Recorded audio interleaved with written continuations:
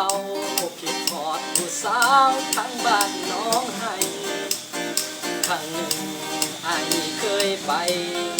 สาวผู้ไทยสร้างงามเอาเรือ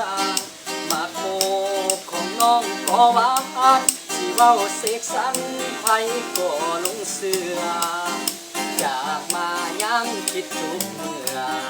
มีหลายเถื่อคงละเมอถึงงานเสียงผู้ไทยเว้าจอยคิดละหอยอยากไปเยี่ยมเยือนอยากเป็นเคยอยู่คู่เฮือนยานแต่เพิ่น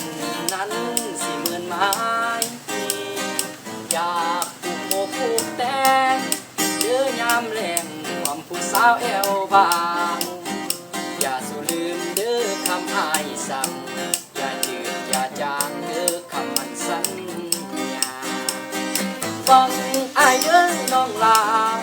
เดือนหกมาฝนฟ้าลิ้นหลังอ้ายสิมาห่วมสร้างผู้เพียงนางข้าไทยไทยนาเว้า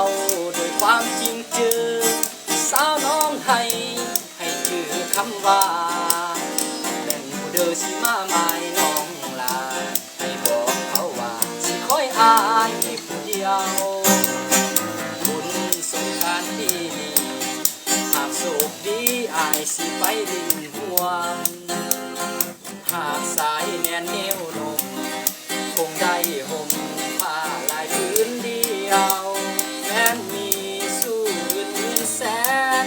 ไม่เป็นแฟนน้องกายาสุเลียวสาบานว่าสายแน่นเหนียวอยากมาเกี่ยวสาวบ้านน้องให้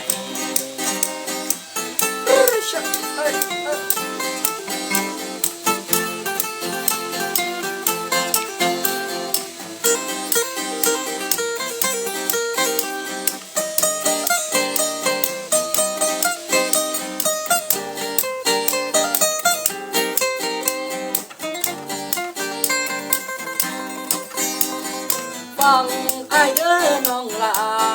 เดือนหกมาฝนฟ้าลิ้นหลังอ้ายสิมาห่วมสร้างผู้เคียงนางข้าไทยไทยนาเว้า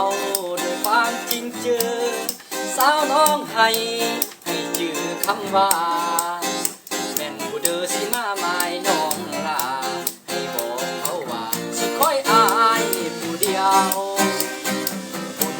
สงกรานต์ปีนี้หากโชคดีอายสิไปลิ้นห่วงหากสายแน่นเหนียวนมคงได้ห่มผ้าลายพื้นเดียวแม้นมีสู้อื่นแสนไม่เป็นแฟนน้องกายาสุเลียวสาบานว่าสายแน่นเหนียวทุกอย่างมาเกี่ยวสาบานน้องให้ทุกอย่างมาเกี่ยวสาบานน้อง